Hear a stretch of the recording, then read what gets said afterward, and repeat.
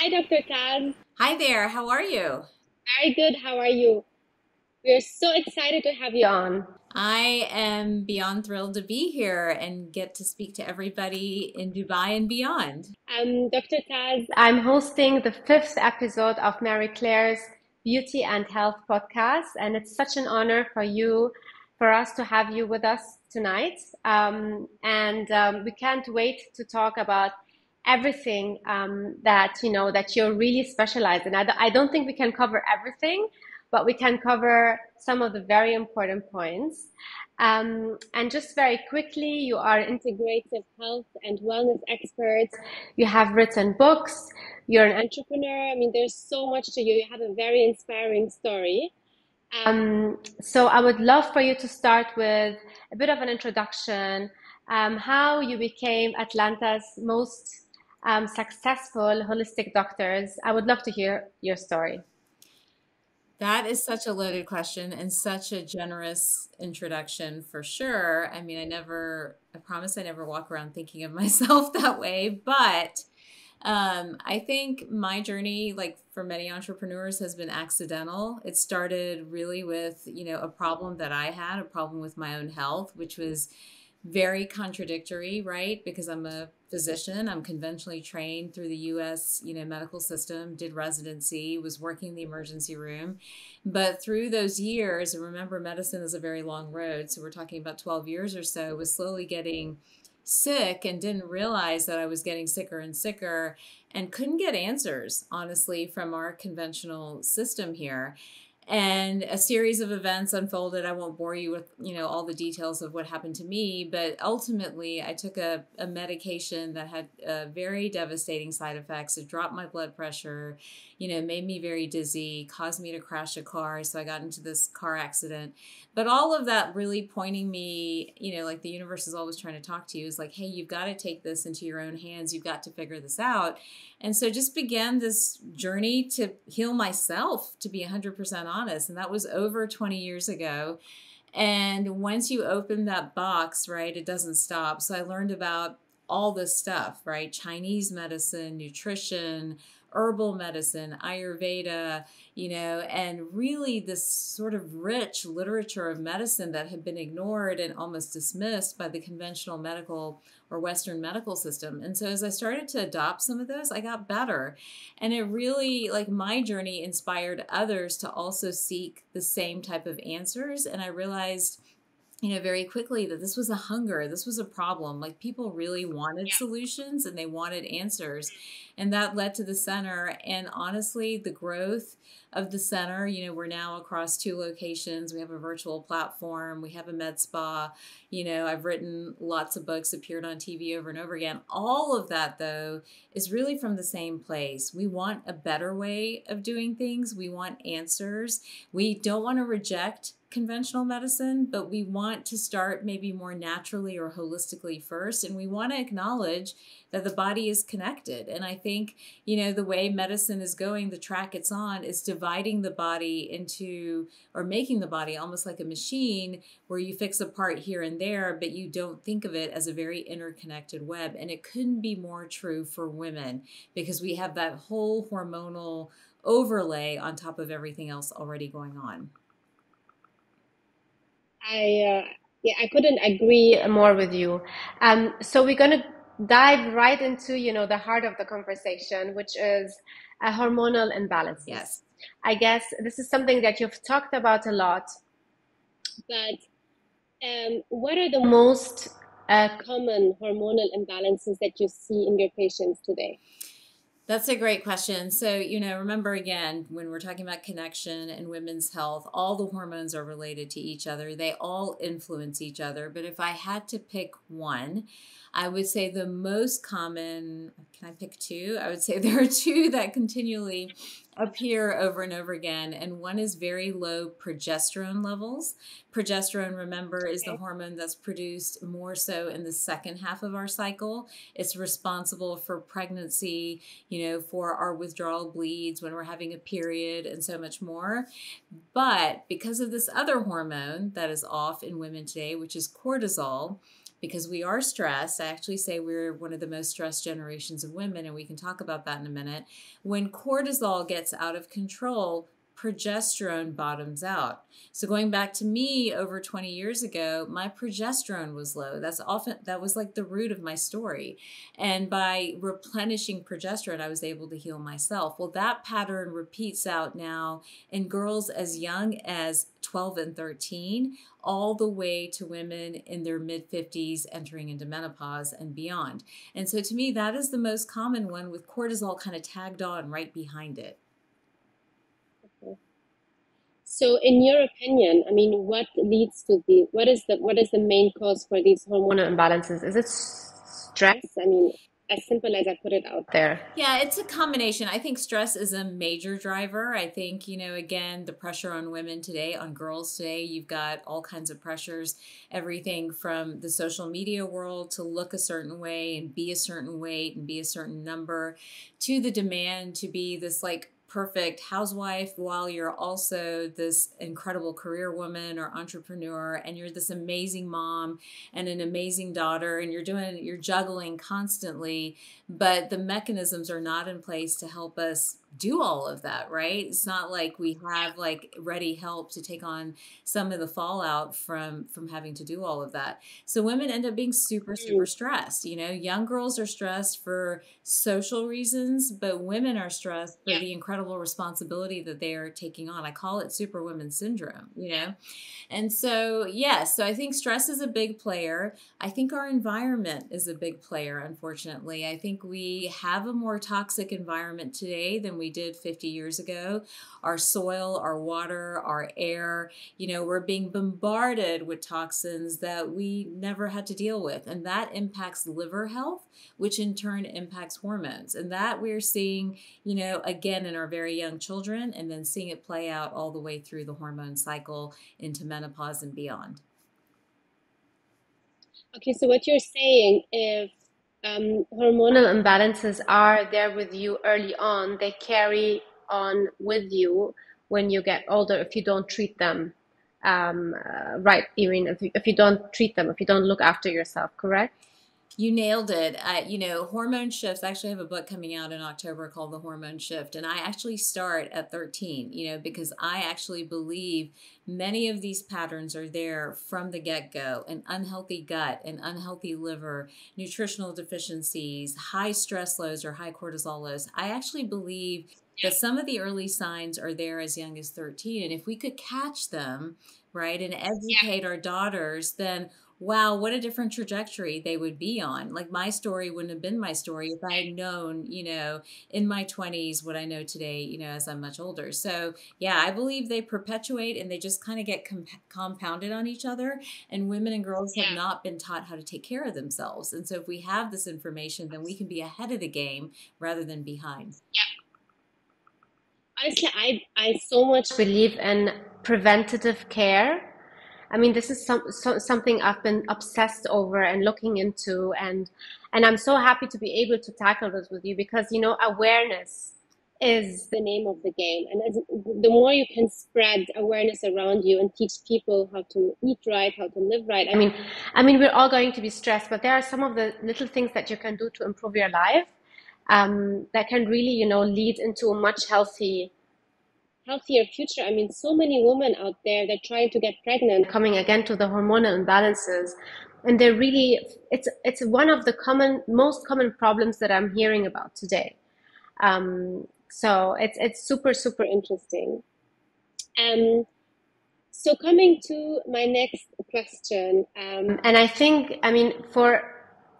basically you're aware of so many things and you talk to people every day, but in this region, there are some of the terms that are not really used as much. Right. So one of them is endocrine disruptors. Yes. So can you just talk a little bit more about what they are and why they're so important? I would love to be looked at. I would love to. And I would also like to talk a little bit on fertility. If this region of the world is seeing an issue in fertility, let's talk about that, because again, my heritage is from that side of the world, and there's some genetic patterns and traits that I'm definitely seeing. So let's come back to that. in just a second. But let's talk about endocrine disruptors. So endocrine disruptors are chemicals that are in our environment that come in and actually do exactly what the label says. They mess with hormone balance. They literally disrupt them. So they act like estrogen. They will turn the hormone profile for girls and women. They will turn the hormone profile towards high levels of stored estrogen. And there are a whole bunch of symptoms that go with that, or into high levels of stored androgens. And androgens and estrogens are related. So these are things like testosterone, DHEA, DHT.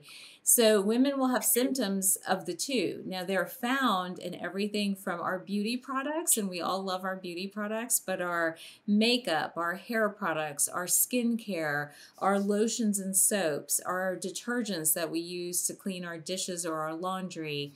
You know, they have names and labels like phthalates and parabens and organophosphates and all these other terms, but they're basically the result of a manufacturing industry that tried to make things quicker and easier and more convenient, or things like parabens and phthalates where you're trying to make things soft and supple, but in turn had a really devastating impact both on the environment but also on the female reproductive system and hormones in general. So what these endocrine disruptors are doing is they're skewing the hormone profile for women towards what I call estrogen dominance and towards androgen dominance.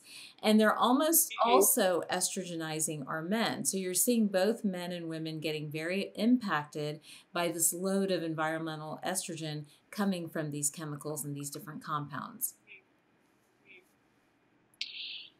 So, okay, there's there's a lot of information, but like simply put, what should we look out for, or how can we, avoid being exposed to endocrine disruptors as much as possible? Yes, I think that's such a great point. And it is really, to your point, it's incredibly overwhelming, right? When we start talking about this, people are like, oh my gosh, do I have to avoid everything? Like, what can I participate in, right? Yeah. So we don't want that. We don't want to create fear and panic and all of that. But it really does start with a couple of very simple things. I think the first is your food.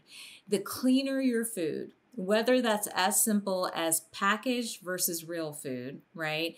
Lots of vegetables versus high sugar, high carbohydrate foods. And if you have the opportunity, organic food versus non-organic food, I feel like those are opportunities to lower your toxic load. Now, again, in your region of the world, I think there's more kosher and halal meat, right? It's ideal to maybe choose those types of meat over other industrialized types of meat because we do see a higher chemical load in the industrialized meat versus the other group of meats there. So high quality meat, yeah, very high quality meat. I think that's incredibly important too. So food is your first and most easiest place to control. I think the second is looking at the labels on your beauty products, right? Whether it's skincare, makeup, hair care, lotions, any of those things, and trying to choose, again, if you have two options, trying to choose the one that's cleaner, that is either labeled organic or has fewer ingredients in it. That's typically the one that's going to be better for your hormone system and then also better for the environment. Now, when it comes to beauty, though, we know certain products work and they're not necessarily natural or organic. That's okay. We still want effective beauty. We're not trying to throw all that out, but we're trying to bring the cumulative load down. That's the way to think about it, is that out of your daily life, how do we bring this load down? And what are the couple of things you can do? And there are other more, I would say they're more minor, but they're still effective, like putting in effective air filters in your home, to filter out or to improve your indoor air quality if you're inside a lot. I think that's another great hack. Improving your water by filtering your water, that's another thing you can do. So those are the things you can very much get your hands on and control.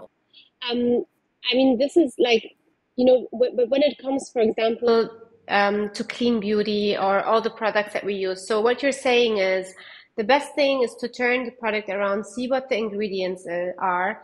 The more organic, the better. The cleaner, the better. But what is clean really?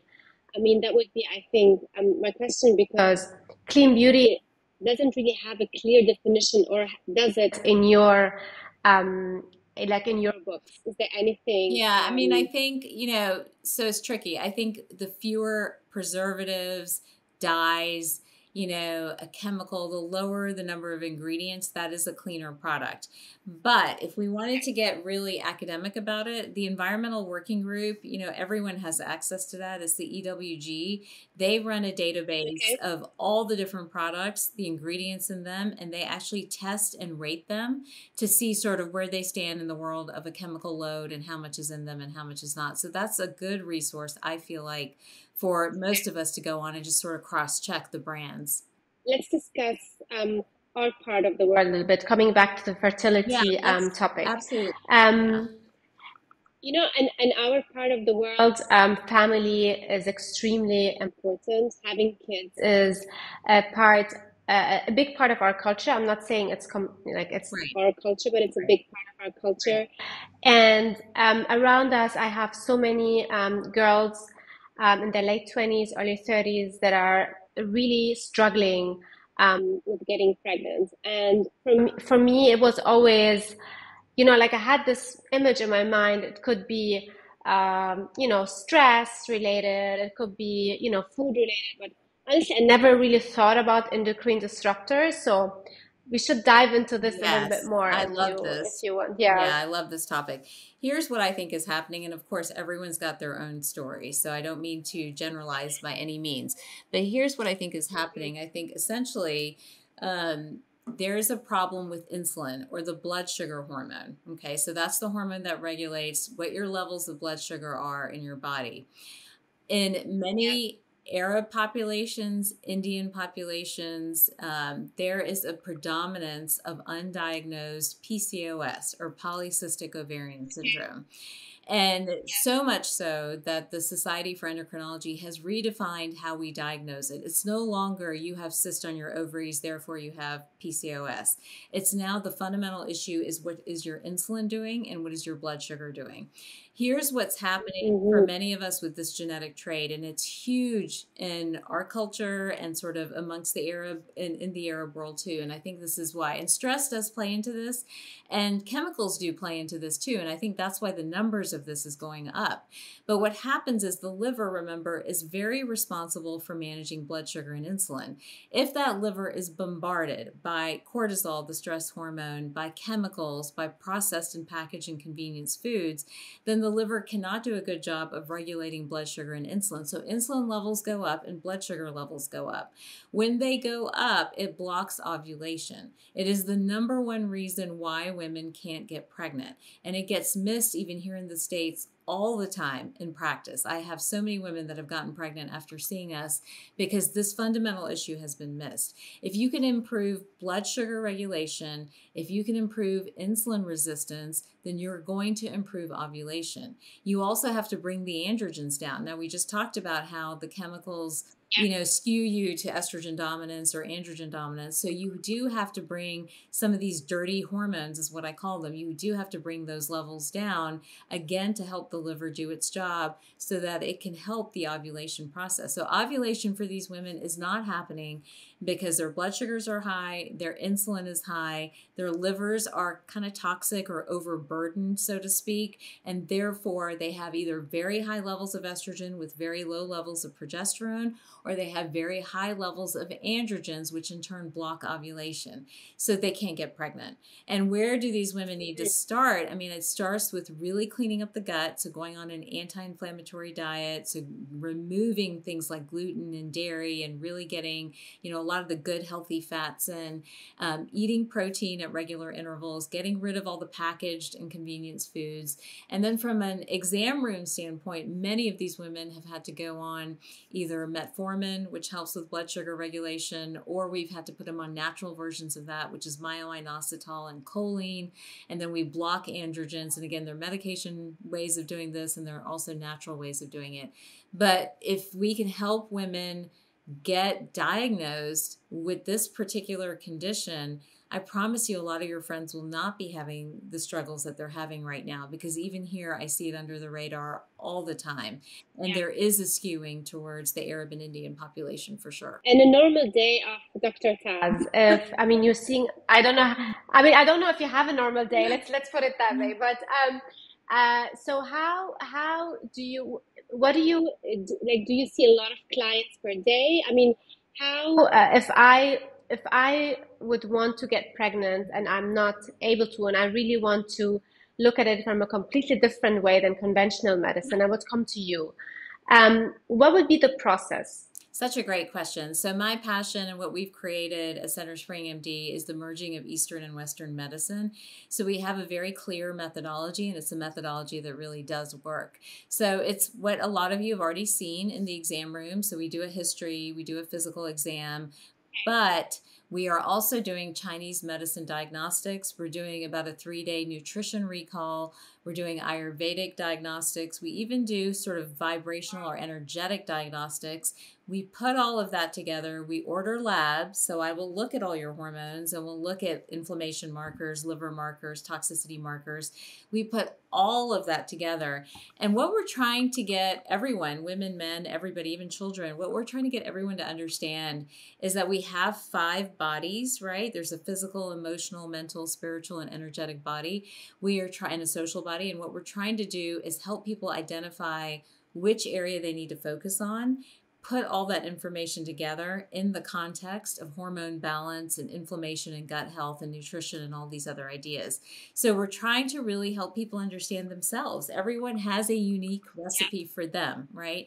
And my passion is really being anyone I touch or see, like they can walk out with like, oh, okay, I get it. This is me. These are the 3 things I need to do to stay healthy. Like I can tell you mine. I have to be gluten-free. I have to take iron and balance my thyroid. And then sometimes I need some progesterone. That's my formula. If I can stick to that formula, then for the most part, I do well. And I might have swings here and there. I want everyone to be able to understand that same formula. So we put them through this methodology to be able to arrive at that. So they're really getting their health, each plane and dimension of their health looked at from this multimodal perspective of merging Eastern and Western medicine together, a very holistic approach, bringing all the different schools of thoughts together.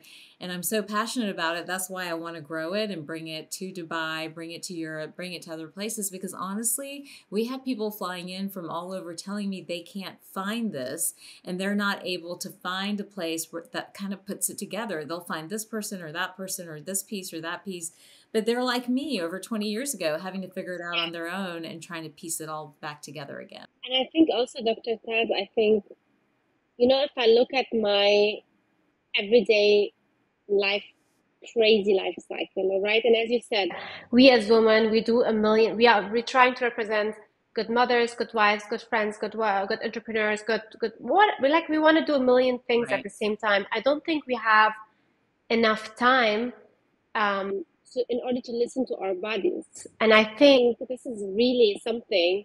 I mean, sometimes when I eat something, I feel extremely heavy. And before I used to get up and then just, get through my day. But right now, I'm really trying to listen to my body more and more. And I mean, if you have someone who really merges it with all the different, ancient,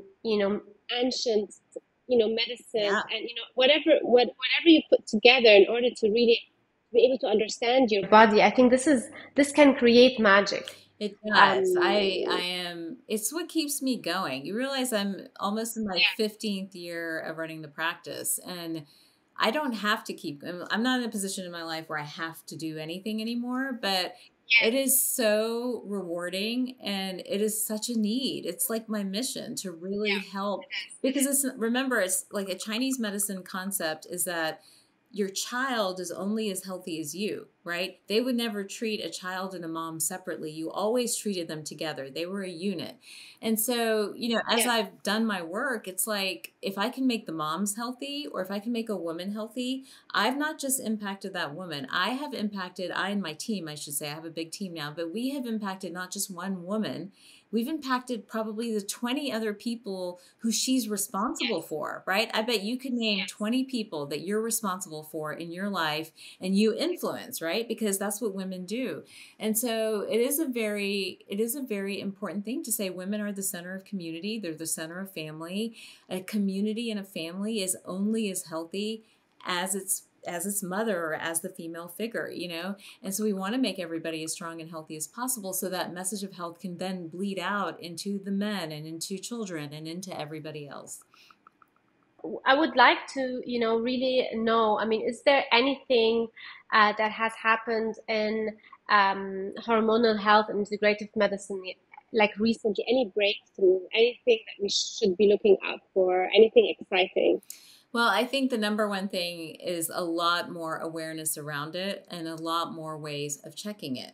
So now you can check it, with urine test, with saliva test, with blood tests. You're not limited to one way of checking it. And I think what might be coming, which I'm really excited about, is maybe being able to wear a sensor or a watch and knowing where you are in your hormone cycle, right? Knowing this is what's happening, this is where you're approaching. Because remember, we're changing every day as women. Every single day we have different hormone levels, right? And if we could understand that and then from there be like, oh, right now my progesterone's low. I need to eat more carbohydrates. I need to eat more consistently. I can't fast right now, versus another time of your cycle where your estrogen might be high. I need more fiber. I need more veggies. I need to fast a little. You know what I mean? If we could really dial into that, that's super exciting for women because we would have a lot more control. And I think the other thing that's really exciting is sort of this pendulum swinging to hormones. Like, we need our hormones. So if you're in perimenopause and menopause, it's no longer no hormones. It's not safe. You can't do anything. Take the uterus out, take the ovaries out. That's old. That's all gone now. Now it's like, okay, I think women need hormones for brain health, for skin, for hair, for beauty, for their libido, for so many different things. And so let's give women hormones, but let's do it responsibly. So, for your population that's over 40 and is struggling maybe with a different issue than fertility, like hormone replacement is an option now and should be discussed with the provider and done in a safe way. And one last thing, I mean, I was in corporate for quite a long time before doing my own business. Mhm. And as a woman, I was always kind of, like ashamed when I had like, so you have very high energetic days, and sometimes you really used to feel low. And it was never discussed because it was a male Right. dominated corporation, right? But I think this is something also that we need to bring awareness to, that we as women, that's our, that's how we are. We are superwoman in so many things, but we always also go through different cycles. And, these cycles we need to be aware of, we need to celebrate them, and we need other, especially male dominated environments, to be respecting them. Yeah, I mean, I think the goal should be for men to understand this fundamental. I think the goal in the past was to suppress this nature in women, right? To make fun of Exactly. it, to like, we had names and labels and all those other things. And, that was the past. But in the future, where we as mothers should be educating our sons and where society really needs to move is that we are so powerful, right? But we're so powerful when we're honored with our surroundings and when we're noticed and recognized and respected, right? And we are very cyclical creatures. We're cyclical in a day, we're cyclical in a month, we're cyclical throughout our lifespan. There are about 5 or 6 hormone shifts any given woman goes through a lifespan. And each of those are very important to society and to the community. And so I think, the male dominated perspective was as long as you're attractive and fertile, we're going to put up with all this for that. But then when that's over, we don't need to deal with this anymore. That's the paradigm that really needs to change. And we need to understand that, men and women and everyone needs to understand that, hey, we're equal players at the table. Societies are healthier when we're playing. And, this really lifts everyone up. It's not just lifting women up, it's lifting everyone up. Dr. Taz, it was such a pleasure. Yeah. It's like we can't stop talking, but we'll do another one when you come to Dubai. Please do let us I know will. when you're coming. I will for sure. Thank you so much for having me. I enjoyed Thank it. you.